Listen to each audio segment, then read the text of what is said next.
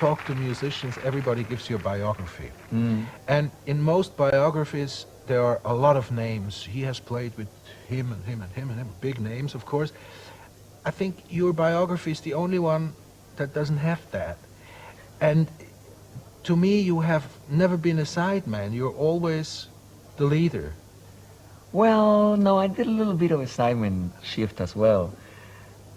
What happened was, when you're a composer, you tend to always land in the leader's chair. Because if you write the music, you are the one that knows how it's going to sound and what you really want. But did you get hired by somebody? Or did you form immediately your own group? I'll tell you what happened. Jorge Dalto Yes. recommended me on a very short notice, 1 day notice, to Tito Puente when he was going to play at the Montreal Jazz Festival. Because Jorge used to play with him, but then he was playing also with George Benson at the same time. So he had a conflict. He had a concert with George, and he couldn't make Tito's. And then he called Tito and said, hire this guy. But that was probably the only time that you have been a sideman, huh? The second time. Second time. Because I was also playing in the jazz clubs in New York with a new band called French Toast.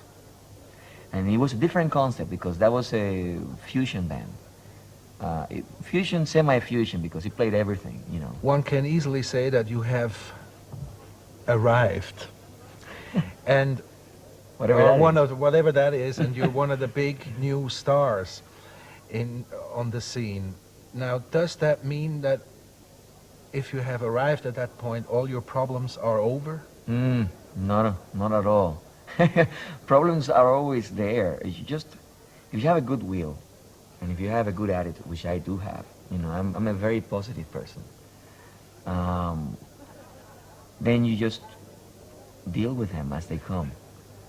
And in fact, that's why I named that tune, Why Not? Because that's my attitude about life. Why not? I mean, you know, we do this, we do this, we do that, and we do that also. And we just try. Why not? Your composition got a Grammy Award, right? Yeah, not on my version, on the version of Manhattan Transfer. What does a musician have to have that you will choose him to play together with you?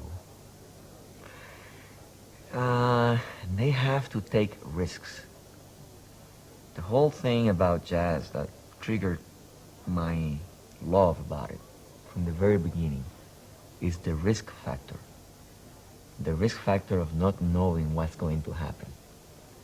And at the same time, being able to survive whatever happens. And letting it just flow out of you and not fight it. And that's what the improvisation of jazz is about. It's about telling a story, but the story always changes. You know, even if you play the same tune, it always will be different. Totally different. But the musician doesn't necessarily have to have a knowledge of Latin American music? Not necessarily. No, I think if they are open enough, you know, there's always a way of finding yourself.